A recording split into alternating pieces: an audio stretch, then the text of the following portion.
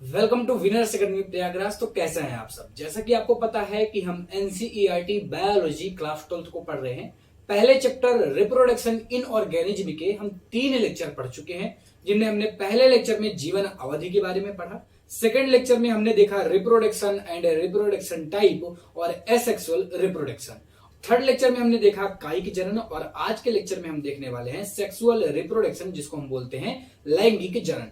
बहुत ही ज्यादा important chapter है, यहां से क्वेश्चन जरूर पूछे जाते हैं। और ये आज जो मैं टॉपिक पढ़ाने वाला हूं लैंगिक जनन, ये भी बहुत ज्यादा इंपॉर्टेंट टॉपिक है। अच्छी तरीके से ध्यान से सुनिएगा। अगर आप इस टॉपिक को नहीं समझेंगे तो जो नेक्स्ट चैप्टर हम पढ़ने वाले हैं सेक्सुअल रिप्रोडक्शन इन प्लांट, लैंगिक जनन पढ़ने वाले हैं प्लांट में, तो वो आपको एक भी समझ में नहीं आने वाला है। क्योंकि अगर आप बेस ही अपना नहीं तैयार करेंगे तो आगे की चीजें आपको समझ में नहीं आएंगी। ठीक है, सब बच्चे लाइक सब्सक्राइब जरूर करें और सबसे बड़ी बात आप एक बार कमेंट जरूर करें कि मुझको वीडियो कैसा लग रहा है, सही लग रहा है, यहाँ पे ये प्रॉब्लम आ रही है, कुछ भी हो आप एक बार कमेंट जरूर करें। आपकी कमेंट हमारे लिए बहुत जरूरी है। ठीक है, तो आज हम देखने वाले हैं लैंगिक जनन को, सेक्सुअल रिप्रोडक्शन को। देखिए, जब मैं आपको अलैंगिक जनन पढ़ा रहा था तो मैंने आपको बताया था केवल एक जनक की आवश्यकता होती है, लेकिन यहाँ पर 2 जनक की आवश्यकता होगी। मतलब यहाँ पर मेल और फीमेल दोनों उपस्थित रहते हैं। क्या यहाँ पर मेल भी उपस्थित रहेगा और फीमेल भी उपस्थित रहेगा। ठीक है, मतलब यहाँ पर 2 जनकों की आवश्यकता होती है। दोनों जनक क्या करते हैं, आपस में मिलकर युग्मकों का निर्माण करते हैं। ये युग्मक क्या हो सकते हैं, जैसे हम में शुक्राणु और अंडाणुओं का निर्माण होता है और ये युग्मक जो होते हैं वो एन फॉर्म में होते हैं, मतलब अगुणित अवस्था में रहते हैं। जबकि अगर हम अपनी बात करता हूं, मनुष्य की बात करता हूं, तो मनुष्य किस फॉर्म में रहता है, 2n फॉर्म में रहता है कि नहीं रहता, 2n फॉर्म में रहता है। फिर इसके बाद जब इसके युग्मक बनते हैं तब ये n फॉर्म में चला जाता है। ठीक है, अब देखिए ये n फॉर्म और n फॉर्म आ गया। मतलब मैं कह सकता हूं कि जो मेल थे, मेल के पास 2n था, उसके n लक्षण मतलब उसके आधे लक्षण युग्मक बना रहे हैं। और फीमेल में भी ऐसा ही हो रहा है, उसके आधे कैरेक्टर क्या बना रहे हैं, युग्मक बना रहे हैं। अब ये दोनों n आपस में मिलेंगे, इसको क्या कहते हैं हम, इसको बोलते हैं हम युग्म संलयन। इसको क्या बोलते हैं बच्चा, युग्म संलयन। युग्म संलयन से ही स्पष्ट है कि यहां पर युग्मक का संलयन हो रहा है, यहां पर युग्मक आपस में मिल रहे हैं और फिर इसके बाद ये निर्माण कर लेते हैं 2n का। और फिर ये 2n किसका निर्माण करता है, भ्रूण का निर्माण करता है। और ये भ्रूण आगे जाकर किसका निर्माण कर देता है, जीव का निर्माण कर देता है।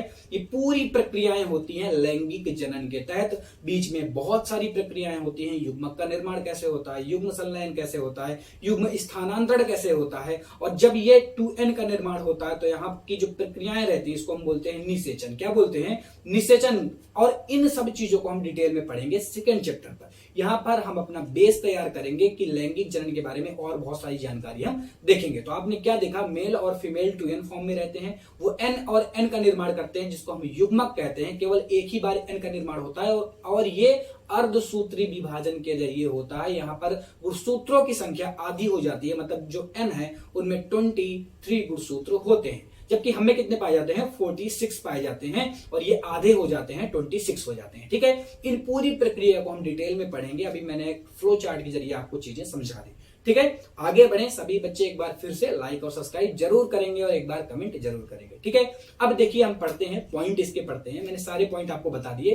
पहला पॉइंट ये है कि इनमें 2 जनकों की आवश्यकता होनी चाहिए, मतलब इनमें मेल और फीमेल दोनों अलग अलग होते हैं, जबकि अलैंगिक जनन में ऐसा नहीं होता था। ठीक है, अब इसके बाद जो मैं आपको लेक्चर लाऊंगा वो लेक्चर में लैंगिक और अलैंगिक जनन में अंतर को ला दूंगा, क्योंकि यहां से क्वेश्चन बहुत ज्यादा, अंतर जो है वो यूपी बोर्ड में बहुत ज्यादा पूछा जाता है, लैंगिक जनन और अलैंगिक जनन, जिससे मैं डिटेल में आपको समझाऊंगा। ठीक है, अब देखिए पहली बात तो 2 जनकों की आवश्यकता होती है, आपने देख लिया। यहाँ पर नर द्वारा नर युग्मकों का निर्माण होता है और मादा द्वारा मादा युग्मकों का निर्माण होता है। अभी मैंने बताया जो युग्मक रहते हैं वो n फॉर्म में रहते हैं, मतलब अगुणित रहते हैं। क्या रहते हैं, अगुणित रहते हैं। और ऐसे ही ये युग्मक क्या होंगे, जैसे युग्मक का निर्माण हो जाएगा।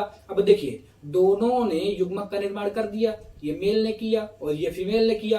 अब दोनों का क्या होगा, युग्म संलयन होगा, मतलब दोनों युग्मक अब मिलेंगे, n प्लस n मिलकर क्या बना देगा, 2n बना देगा। और इसको हम क्या कहते हैं, इसको हम बोलते हैं जाइगोट। और जाइगोट से किसका निर्माण होता है, भ्रूण का निर्माण होता है, अभी अभी मैंने बताया। और भ्रूण आगे जाकर पूरा कंप्लीट जीव बना देता है। ठीक है। तो ये सारी चीजें आपको बहुत ही अच्छी तरीके से समझ में आ रही होंगी। मैं बहुत ही बेहतरीन तरीके से क्लियर करूंगा, सारी चीजें यहां पर ही रटा दूंगा, ये मेरी गारंटी है। एक एक कॉन्सेप्ट बेहतरीन तरीके से क्लियर करूंगा, ठीक है। अब देखिए, ये जो प्रक्रिया होती है ये अलैंगिक जनन की तुलना में धीमी और जटिल होती है। अब मैंने जब अलैंगिक जनन पढ़ाया था तो उसके जब मैं महत्व पढ़ाया था तब मैंने आपको बताया, पिछले लेक्चर पर ही मैंने बताया था कि जो अलैंगिक जनन होता है वो बहुत ही तेजी से होता है और उसकी उत्पादकता, मतलब उसकी जो संतानें होती है बहुत तेजी से ग्रो होती है। लेकिन ऐसा इनमें नहीं होता। अलैंगिक जनन में तो होता है लेकिन लैंगिक जनन में ऐसा नहीं होता। अगर आपकी मैं बात करूं तो देखिए, हमें मनुष्य में क्या होता है, 9 महीने के बाद एक संतान की उत्पत्ति होती है और करीब करीब इसमें मतलब एक संतान से दूसरे संतान की उत्पत्ति के बीच में लगभग 2 साल का टाइम होता है, ठीक है। मतलब देखिए कितना लंबा समय के बाद एक संतान की उत्पत्ति हो रही है, यानी ये प्रक्रियाएं जो हैं वो जटिल हैं, एक लंबे समय तक चलती हैं और बहुत ही धीमी गति से चलती हैं, ठीक है। ये सारी चीजें आपको समझ में आ रही कि नहीं आ रही? आगे बढ़े। अब देखिए, इनमें अर्धसूत्री विभाजन पाया जाता है। केवल एक जगह अर्धसूत्री विभाजन पाया जाता है जब युग्मक का निर्माण होता है। युग्मक का निर्माण कैसे होता है? 2n फॉर्म से n फॉर्म का निर्माण होना ही क्या कहलाता है? युग्मक का निर्माण। यहां पर अगुणित जो युग्मक हो रहते हैं वो हमेशा अगुणित फॉर्म में रहते हैं। ये आगे बहुत ही बेहतरीन तरीके से आपको क्लियर होगा, क्योंकि पिछले अभी जो हमारे चैप्टर बाकी हैं, मतलब chapter number 3, chapter number 4, chapter number 2, इस सारे चैप्टर में यही सारी चीजें घूम फिर कर इधर उधर आपके सामने आएंगी। अगर आपने यहाँ पर पढ़ा है तो आपको कोई प्रॉब्लम नहीं होगी, अगर आपने नहीं पढ़ा तो आपको कुछ समझ में नहीं आने वाला। इसलिए मैं कह रहा हूँ ये जो चैप्टर है वो बेस है पूरे रिप्रोडक्शन यूनिट का। अगर आप इसको समझ लेते हैं तो आगे की यूनिट्स जो है, मतलब जो आगे के आने वाले चैप्टर है वो बहुत ही अच्छी तरीके से आपको समझ में आएंगे। सिंगल प्रॉब्लम आपको नहीं होगी। तो बहुत ही अच्छे तरीके से चीजों को समझने की कोशिश करिएगा, ठीक है। तो ये भी पॉइंट 5वां नंबर ये भी हमने क्लियर कर लिया। अगला पॉइंट ये कहता है इस जनन की जीन विनिमय, अच्छा इस पर क्या होता है ना, जीन विनिमय प्रक्रिया क्या होती है, इसके बारे में मैं आपको डिटेल में किस पर पढ़ाने वाला हूं, अगले वाले चैप्टर पर पढ़ाने वाला हूं, ठीक है। इसलिए जीन विनिमय प्रक्रिया केवल आप याद रखिए, इस जनन में जीन विनिमय की क्रिया द्वारा संतति में नए लक्षणों का विकास होता है। इसको मैं बहुत ही डिटेल में पढ़ाऊंगा, बहुत ही इंटरेस्टिंग टॉपिक है। बस इसको आप नंबर के तहत याद रख सके तो याद रखिए, कोई बात नहीं याद हो रहा अगले चैप्टर पर तो ये क्लियर ही हो जाएगा, ठीक है। अगला जो पॉइंट आता है पॉइंट नंबर 7, पॉइंट नंबर 6 का भी हमने नहीं क्लियर किया, ठीक है। पॉइंट नंबर जो 7 आता है, इनकी जो संतानें होती हैं वो भिन्न होती हैं। भैया अभी आपने जब अलैंगिक जनन पढ़ाया था तब आपने कहा था कि अलैंगिक जनन में तो संतानें भिन्न नहीं होती, लेकिन यहाँ पर तो संतानें भिन्न हो रही हैं। हाँ, क्योंकि भिन्न क्यों हो रही है? देखिए, हमारे जो पिताजी थे और हमारी जो माताजी थी, ठीक है, दोनों से युग्मकों का निर्माण हुआ, एन फॉर्म और एन फॉर्म, और दोनों ने मिलकर 2n फॉर्म का निर्माण किया। मतलब आधे लक्षण तो हमारे पास पिताजी के हैं और आधे लक्षण तो हमारे पास माताजी के हैं। दोनों के आधे आधे लक्षण मिलकर हमारा निर्माण हुआ है। मतलब हम यहां पर कह सकते हैं कि हम दोनों से भिन्न होंगे, क्योंकि दोनों के कैरेक्टर हम में हैं और कुछ म्यूटेशन के जरिए कुछ नए परिवर्तन, मतलब नए कैरेक्टर भी हम में आएंगे, ठीक है। तो इसीलिए जो संतानें होती हैं वो भिन्न होती हैं। अपने आप से रिलेट करिए, चीजें समझ में आएंगी, क्योंकि हमें भी लैंगिक जनन देखने के लिए मिलता है। तो लैंगिक जनन के आपने पॉइंट देखें। अब हम देखने वाले हैं लैंगिक जनन की अवस्थाएं। देखिए, हमने लैंगिक जनन क्लियर कर लिया, लैंगिक जनन क्या होता है, कैसे होता है, कैसे हो सकता है, सारी चीजें हमने देख ली, ठीक है। अब युग्म संलयन क्या होता है भैया? युग्म जनन मैंने एक बेस आपको बता दिया है। डिटेल में मैं आपको पढ़ाऊंगा जब ह्यूमन रिप्रोडक्शन को क्लियर करूंगा, बहुत ही डिटेल में आपको क्लियर करूंगा, ठीक है। अब देखिए, लैंगिक जनन की अवस्थाएं 3 अवस्थाएं हो सकती हैं, किशोरावस्था और प्रजनन अवस्था और जीर्णावस्था। अब देखिए, किशोरावस्था क्या होती है? जब आपका जन्म होता है, जन्म के बाद जब तक आपके अंदर लैंगिक परिपक्वताएं नहीं आई हैं। लैंगिक परिपक्वताएं क्या होती हैं भैया? जैसे आप पहले बच्चे थे, ठीक है, इसके बाद धीरे धीरे जब आप बड़े होने लगे होंगे तब आपके दाढ़ी मूंछ वगैरह आने लगे, फिर आप बड़े दिखने लगे, ठीक है। इसके साथ साथ लैंगिक परिपक्वता भी देखने के लिए मिलती है। अब आपके अंदर प्रजनन करने की क्षमता विकसित हो रही है। अब आप प्रजनन कर सकते हैं, अब आप संतान का निर्माण कर सकते हैं। और जब आप प्रजनन और संतान का निर्माण करने के योग्य हो जाते हैं तो इस अवस्था को हम बोलते हैं प्रजनन अवस्था। प्रजनन अवस्था के दौरान आप प्रजनन कर सकते हैं, संतान की उत्पत्ति कर सकते हैं, और यही आपकी मेन फेज होती है। जैसे ये फेज खत्म होती है तो धीरे धीरे अब आप बुढ़े होने लगते हैं, प्रजनन करने की क्षमताएं घट जाती हैं। धीरे धीरे क्या होगा? अगर प्रजनन करने की क्षमताएं घट जाएंगी, आप संतान की उत्पत्ति नहीं कर पाएंगे, धीरे धीरे आपका शरीर धीरे धीरे क्या होगा? डाउन होता चला जाएगा, जीर्णावस्था आती चली जाएगी, वृद्धावस्था आएगी, और फिर इसके बाद क्या हो जाएगी? आपकी मृत्यु हो जाएगी। क्या हो जाएगी बच्चा? मृत्यु हो जाएगी। और ये सारी फेजें हमें डिटेल में पढ़ना है, ये क्वेश्चन पूछा जाता है। आप पॉइंट एक बार समझ लीजिए। पॉइंट तो मैं सारे पॉइंट आपको लिखा दूंगा, नोट्स तो मैं आपको दे ही रहा हूं, बस आप एक बार केवल कोशिश करिए, चीजों को समझिए, बाकी आप अपने आप ज्यादा से ज्यादा अच्छा से अच्छा लिख के आएंगे अगर आप चीजें मात्र समझते हैं यहाँ पर तो। ठीक है, तो किशोरावस्था में मैंने आपको बताया ये शुरुआती अवस्था होती है। इस दौरान जो प्राणी रहता है वो लगातार प्रजनन अवस्था की तरफ बढ़ता रहता है, मतलब उस पर धीरे धीरे धीरे करके परिपक्वता आती रहती है। और जब लैंगिक परिपक्वता उस पर आ जाती है, प्रजनन करने के योग्य वो हो जाता है, तब ये अवस्था हटकर प्रजनन अवस्था का रूप ले लेती है, मतलब अब प्रजनन अवस्था आ चुकी है। ठीक है, तो होगा क्या, शुरुआती अवस्था होती है, ये बहुत ही तेजी तरीके से होती है, इस पर शरीर में बहुत ज्यादा विकास होते हैं। आपको पता है जब शुरुआत में हम बच्चे थे, इसके बाद लगातार हमें चीजें मतलब विकसित होती चली जा रही हैं, हमें दाढ़ी मूंछ वगैरह आ रही हैं, हमारा आकार बढ़ रहा है, हमें मतलब बहुत सारी चीजें हैं जो कि लगातार परिवर्तित हो रही हैं हमें। ठीक है, बाल वगैरह हमें आने लगे, और फिर इसके बाद क्या होगा, इसके बाद प्रजनन अवस्था आ जाएगी। तो आपने पहला क्या पॉइंट देखा किशोरावस्था में कि पहले तो हमें बहुत ही तेजी से विकास पाया जा रहा है, आपको दिखता भी होगा, बहुत ही तेजी से शरीर ग्रो करती है। ठीक है, फिर इसके बाद अगर मैं पादप की बात करता हूं, तो पादप में इस किशोरावस्था को बोलते हैं कायिक अवस्था। कायिक अवस्था के दौरान प्रजनन नहीं होता, जब तक वो कायिक अवस्था फॉर्म में रहेगा तब तक उसका क्या हो रहा है, परिपक्वन हो रहा है, और जब कायिक अवस्था खत्म होगी तब वो प्रजनन करने के योग्य रहेगा। ठीक है, तो पादपों में इसको हम कायिक अवस्था बोलते हैं। It is the very important point of NCERT कि पादपों में हम इसको कायिक अवस्था बोलते हैं, जबकि जंतुओं में हम इसको क्या बोलते हैं, किशोरावस्था बोलते हैं। ठीक है, दोनों में अलग अलग टर्म से इसको एनसीईआरटी ने बताया है, और हमें भी अलग अलग टर्म को याद रखनी है। ठीक है, अब देखिए इसके बाद क्या होगा, लैंगिक अवस्था ठीक इसके बाद देखने के लिए हमें मिलती है। कैसे मिलती है, जैसे जैसे हमें परिपक्वता आती जाएगी, लैंगिक कैरेक्टर आते जाएंगे, हमें जो हमारे लैंगिक कैरेक्टर को व्यक्त करने वाले हार्मोन है वो भी धीरे धीरे निकलना चालू हो जाएंगे, और इसके बाद लैंगिक परिपक्वता आपको देखने के लिए मिल जाएगी। ठीक है, ये अवस्था अलग अलग जीवों में अलग अलग होती है। जैसे हम अपनी बात करते हैं तो 12 से 13 वर्ष में आपके दाढ़ी मूंछ वगैरह आ जाती है, लैंगिक परिपक्वता धीरे धीरे आने लगती है। ठीक है, ऐसे अगर हम खरगोश में बात करते हैं, या तो और किसी जीव पर बात करते हैं, या तो किसी प्लांट की बात करते हैं, तो उनमें अलग होगी। ठीक है, हर एक मनुष्य में, या आप कह सकते हैं हर एक मनुष्य नहीं, सॉरी, हर एक जीव में इसकी जो अवधि होती है वो अलग अलग देखने के लिए मिलती है। ठीक है, तो ये भी आपको सारी चीजें आपको अच्छी तरीके से समझ में आ गई होंगी। अब क्या हुआ, जब किशोरावस्था गई, अब धीरे धीरे क्या हुआ, आपके अंदर परिपक्वता आ गई। ठीक है, अब आप परिपक्व हो चुके हैं, अब अच्छे खासे आदमी आप बन चुके हैं, तो अब आप क्या कर सकते हैं, प्रजनन करने के योग्य हो चुके हैं, क्योंकि आपके अंदर लैंगिक परिपक्वताएं आ चुकी हैं। अब आप प्रजनन करने के योग्य हो चुके हैं, और ऐसी अवस्था को हम बोलते हैं प्रजनन अवस्था।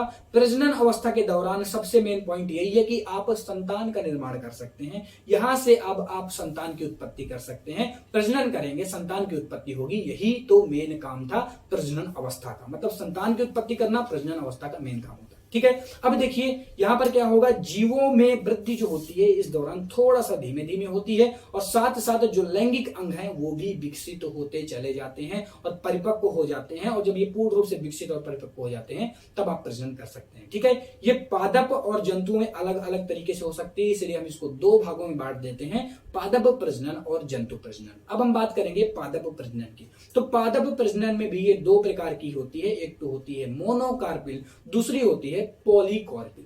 ठीक है, मोनोकार्पिल क्या होती है, देखिए मोनोकार्पिल यहाँ पर नाम से स्पष्ट है, मोनो मतलब एक बार। अब देखिए कार्पिल मतलब क्या होता है, अगर हम दोनों का मतलब समझें तो यहां पर क्या होगा, केवल एक बार पुष्प उत्पन्न होंगे, एक बार यहां पर क्या होते हैं, पुष्प की उत्पत्ति होती है।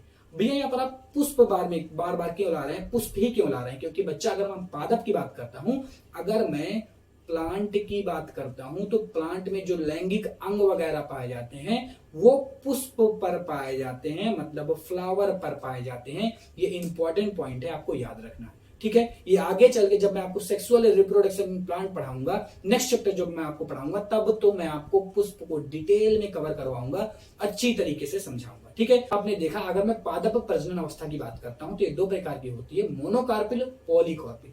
मोनोकार्पिल मतलब एक बार, अपनी पूरी जीवन अवस्थाओं में ये प्लांट क्या करते हैं, एक बार ही पुष्प का निर्माण करते हैं, जबकि पॉली वाले में कई बार करते हैं। ठीक है, तो अगर मैं मोनोकार्पिल की बात करता हूं तो जीवन में केवल एक बार पुष्प उत्पन्न करते हैं, ये बात मैंने आपको बता दी।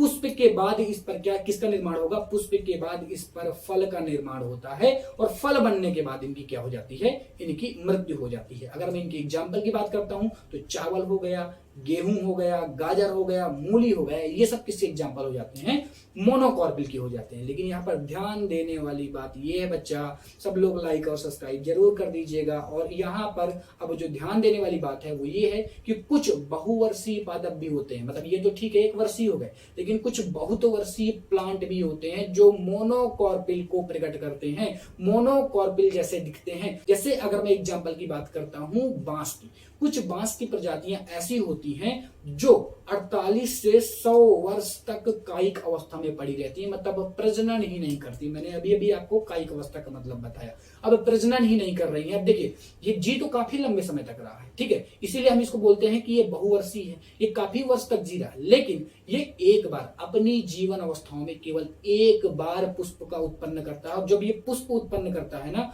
तो इसके जो पुष्प होते हैं बच्चा, एक बार ध्यान दीजिएगा, यहाँ पर एनसीईआरटी पर नहीं दे रखा लेकिन आपके नॉलेज के लिए बता रहा हूं, जब ये पुष्प देते हैं तो ये चूहों के प्रजनन के लिए बहुत ज्यादा उपयोगी है। मतलब यहां से आप कह सकते हैं कि जब बांस पुष्प देते हैं उस दौरान चूहों में प्रजनन बहुत तीव्र गति से पाया जाता है, मतलब बहुत तीव्र गति से चूहों में क्या होता है, प्रजनन होता है, ठीक है। और ये जो मतलब बांस होते हैं, इनकी जो प्रजाति होती है करीब करीब 100 वर्षों में केवल और केवल एक बार पुष्प उत्पन्न करते हैं। मतलब आप ये कह सकते हैं कि भैया केवल एक बार ही ये प्रजनन करते होंगे, मतलब उस दौरान इनकी क्या होती है, प्रजनन अवस्थाएं होती है। ऐसे ही अगर मैं बात करता हूं नीले कुरिंजी की, नाम से ही क्लियर होता है कि ये नीले आकार का, इसको हम बोलते हैं स्ट्रोबिलेंथस कुनियाना, जो कि केरला कर्नाटका पर उनकी पहाड़ियों पर देखने के लिए मिलता है। यहाँ पर पर्यटक बहुत बड़ी मात्रा पर जाते हैं। ये एक ऐसा पुष्प होता है ना, लगभग 12 वर्ष में एक ही बार खिलता है, 12 वर्ष में केवल और केवल एक बार खिलता है। लेकिन जब ये खिलता है तो जो वहां की पहाड़ियां है ना, पूरी पहाड़ियां नीले रंग के पुष्पों से ढक जाती हैं, जहां पर बहुत सारे लोग उसको देखने जाते हैं। अभी हाल ही में ये कुछ हुआ था, बहुत पर्यटक जाते हैं वहां पर देखने के लिए। पूरी घाटी नीले कलर की दिखाई देने लगती है, क्योंकि पूरे पुष्प, ये जो पुष्प है वहां पर नीले कुरिंजी बहुत ज्यादा प्लांट पाए जाते हैं उस घाटी पर। होता क्या है, केवल 12 वर्ष में एक बार देखने के लिए मिल रहा है तो लोग इसकी तरफ और ज्यादा अट्रैक्ट होते हैं। तो जब इसके पुष्प का उत्पादन होता है, जब ये पुष्प देता है ना, पूरी घाटी को पुष्प से अपने ढक लेता है, नीले आकार की घाटी दिखने लगती है। इसीलिए इसको देखने के लिए बहुत सारे लोग जाते हैं, क्योंकि बहुत लंबे समय बाद 12 वर्ष के बाद एक बार देखने के लिए मिलता है। बहुत बड़े मात्रा पर पर्यटक इसको देखने के लिए जाते हैं। केरला कर्नाटका में बहुत ज्यादा देखने के लिए मिल जाता है, ठीक है। सारी चीजें आपको समझ में आ रही है कि नहीं आ रही है? थोड़ा सा मैं भले ही स्पीड पर चल रहा हूं, आप इसको डाउन करके देख सकते हैं अगर आपको लग रहा है कि स्पीड है, ठीक है, क्योंकि हमें चैप्टर भी अच्छे से क्लियर करना है, टाइम टू टाइम क्लियर करना है, ठीक है। अपना जो पूरा कोर्स है यूपी बोर्ड का वो यहाँ पर पढ़ाया जा रहा है, कंप्लीट कोर्स को हम कवर करेंगे, एनसीईआरटी की हर एक लाइन को कवर करेंगे, ठीक है। तो आगे मैं बढ़ता हूं, अब मैं बात करता हूं पॉलीकार्पल। ये बहुवर्षीय होते हैं। अभी अभी मैंने कुछ बहुवर्षीय के ऐसे भी एग्जाम्पल बताए जो कि केवल अपने जीवन काल में 1 से 2 बार पुष्प उत्पन्न करते हैं। अब देखिए ये भी बहुत वर्षीय होते हैं। ये एक विशेष मौसम में पुष्प का धारण करते हैं, जैसे आम हो गया, सेब हो गया, अंगूर हो गया। अब कोई ठंड में उगता है तो ये केवल ठंड में ही पुष्प का धारण करेगा, कोई गर्मी में उगता है तो केवल गर्मी में ही पुष्प का मतलब धारण करेगा, पुष्प धारण करेगा। अब ये नहीं कि ये गर्मी और ठंड हर एक मौसम में अपना पुष्प का धारण कर रहे हैं, ये मौसमी होते हैं, केवल मौसम के साथ ही पुष्प का धारण करेंगे, मतलब पुष्प केवल मौसम के साथ ही इनमें देखने के लिए मिलता है, ठीक है। तो ये आपने पादप का देख लिया। अब हम देखने वाले हैं बी नंबर, जंतुओं में प्रजनन को देखने वाले हैं। अब जो जंतुओं में प्रजनन होता है, हम इसको प्रजनन काल के आधार पर 2 प्रकार में बांट देते हैं। पहला प्रकार आता है मौसमी प्रजनन। नाम से स्पष्ट है, मौसमी प्रजनन मतलब मौसम में देखने के लिए मिलता होगा। अगर उसका मौसम है तो प्रजनन होगा, और अगर उसका मौसम नहीं है तो प्रजनन नहीं होगा, सीधी सी बात, ठीक है। तो ये क्या होता है, जंतु केवल एक मौसम को एक निर्धारित उनका मौसम रहता होगा, उसी पर क्या करते हैं, अपना जनन करते हैं, ठीक है। ये देखने के लिए मिल जाता है, मेढक हो गया, छिपकली हो गया, अधिकतर पक्षी हो गए, और सबसे अच्छा एग्जाम्पल आपको बताऊं, कुत्ता। आप देखते होंगे जब हल्की हल्की ठंड की स्टार्टिंग होने लगती है, उस दौरान कुत्ते के बच्चे ज्यादा देखने के लिए मिलते हैं, मतलब छोटे छोटे बच्चे जो होते हैं वो ज्यादा देखने के लिए मिलते हैं कुत्ते के। क्यों? क्योंकि उस समय उसका प्रजनन काल का समय रहता है, उस समय वो प्रजनन करता है, और बाकी के पूरे वर्ष नहीं करता। गर्मी वगैरह में आप देखते होंगे नहीं देखने के लिए मिलता, केवल ठंड के समय में ही देखने के लिए मिलेगा। तो ये बेस्ट एग्जांपल है आपके कंपेयर के लिए, आपको चीजें समझ में आए तो आप इसके एग्जांपल के जरिए चीजों को समझ सकते हैं। ऐसे ही मेढक हो गया, छिपकली हो गया, अधिकतर पक्षी वगैरह में देखने के लिए भी मिल जाता है। ठीक है, आगे बढ़े, अब देखते हैं सतत प्रजनन, इसी का सेकंड टाइप है। ठीक है, लैंगिक परिपक्वता के काल में ये किसी समय भी प्रजनन कर सकते हैं। जैसे क्या हो गया, चूहा हो गया, खरगोश हो गया, और क्या हो गया, मनुष्य हो गया। मनुष्य में आप देखते होंगे, मनुष्य में समय नहीं निर्धारित है, ठंड बरसात ऐसे सब चीजें नहीं निर्धारित कि केवल ठंड में ही बच्चे उत्पन्न करेंगे, केवल गर्मी में ही करेंगे, केवल बरसात, ऐसा कुछ नहीं। ठीक है, ये मौसमी नहीं होते, ये किसी भी समय लैंगिक परिपक्वता अगर एक बार आ गई, अगर बच्चा 15-16 साल का हो गया, फिर इसके बाद जब तक उसकी लैंगिक परिपक्वता रहेगी, जब तक उसका प्रजनन काल चलेगा, वो कभी भी संतान को उत्पन्न कर सकता है, वो कभी भी संतान को उत्पन्न कर सकता है। ठीक है, तो सारी चीजें कंपेयर करके पढ़िए तो ज्यादा डिटेल में समझ में आएंगी, ज्यादा बेहतरीन तरीके से चीजें समझ में आएंगी। ठीक है, सारी चीजें क्लियर हो रही कि नहीं हो रही है, आप कमेंट में जरूर बताएंगे भैया, एक बार कमेंट आप जरूर करिए। ठीक है, अब इसके बाद जब प्रजनन काल मतलब प्रजनन अवस्था खत्म हो गई,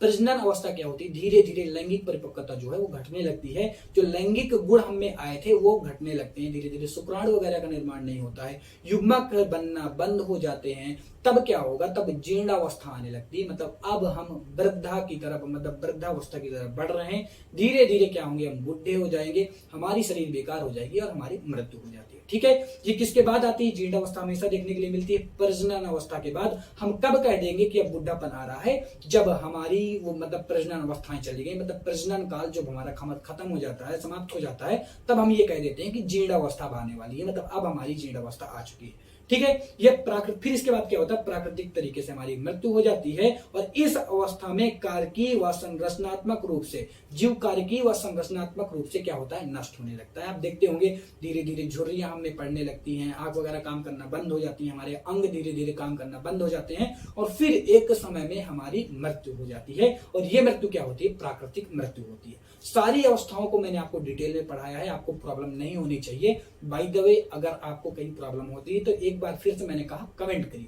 देखिए, जब हम किसी चीज को पढ़ते हैं ना, तो हम फील कर रहे हैं, यहाँ पर एक एक चीजों को, एक एक लाइन को मैं आपको बेहतरीन तरीके से पढ़ा रहा हूँ, नोट्स दे रहा हूँ, ताकि आपको कहीं प्रॉब्लम ना हो। ठीक है, प्रॉब्लम वाली बात नहीं, अगर आपको कुछ भी प्रॉब्लम होती तो आप भैया तुरंत कमेंट करिए और बताइए कि मुझे यहाँ पर प्रॉब्लम हो रही है। ठीक है, तो मिलता हूँ फिर मैं आपसे नेक्स्ट लेक्चर पर। Thank you so much for watching, tata bye bye. सभी लोग चैनल को सब्सक्राइब करेंगे, कंप्लीट बायोलॉजी का कोर्स यहाँ पर चल रहा है, हम 12th की बायोलॉजी को अच्छी तरीके से डिटेल में समझेंगे। Thank you.